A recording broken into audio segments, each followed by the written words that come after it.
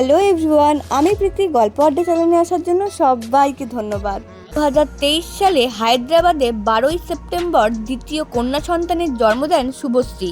মেয়ে হওয়ার পরে সেরকম সোশ্যাল মিডিয়াতে প্রকাশ করেননি মেয়ের ছবি। 10 মাস পরে প্রকাশ করলেন ইয়ালিনের ছবি। দেখা যায় 10 মাসের কন্যা সন্তানকে কোলে নিয়ে ইউভান অর্থাৎ তার ছেলের জন্মদিনের কেক কাটছেন। এখানেই কটাক্ষের শিকার হলেন ইয়ালিনী। প্রথমেই বলে রাখি, শুভশ্রীর মেয়ের নাম ইয়ালিনী। ইয়ালিনীর অর্থ সরস্বতী। মেয়ের ছবির প্রথম প্রকাশেই শুনতে হলো শুভশ্রীকে বাজে মন্তব্য। মানুষ মন্তব্য করেছেন যে ইয়ালিনী নাকি কালো বলেই নাকি শুভশ্রী তার মেয়ের ছবি সোশ্যাল মিডিয়াতে ছাড়েনি। এর উত্তরে শুভশ্রী বলেন, আমার মেয়ে কালো হোক বা ফর্সা তাতে আমার কোনো যায় আসে না।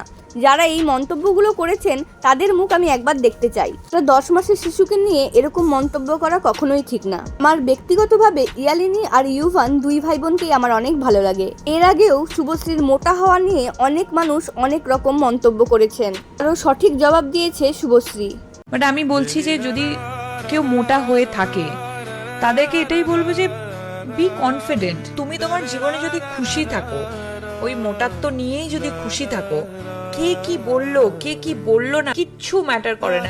একসময় খুব সুন্দরী ছিলেন শুভশ্রী গাঙ্গুলি, কিন্তু সেটার ঊর্ধ্বে গিয়ে সে মা হয়েছে। এটাকে এরকম মন্তব্য করার কোনো মানেই হয় না। কিন্তু যারা সুমন্তব্য করেছেন তাদের মন্তব্যগুলো একটু বলি।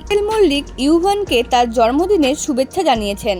সুদীপা চ্যাটার্জি লেখেন, কি মিষ্টি দুটো পুতুল। রূপাঞ্জনা মিত্র লেখেন, ওরে কি মিষ্টি মেয়ে। এছাড়াও শ্রুতি দাস, অনন্দিতা ঘোষ, শ্রাবন্তী চট্টোপাধ্যায়, মনামি ঘোষ এরাও অনেক সুমন্তব্য করে। তোমাদের বক্তব্য একটু কমেন্ট করে দিও। আজকের মতন আসি। সুস্থ থাকো, ভালো থাকো এবং সবাইকে ভালো রাখো। আবার দেখা হবে অন্য কোনো ভিডিওতে।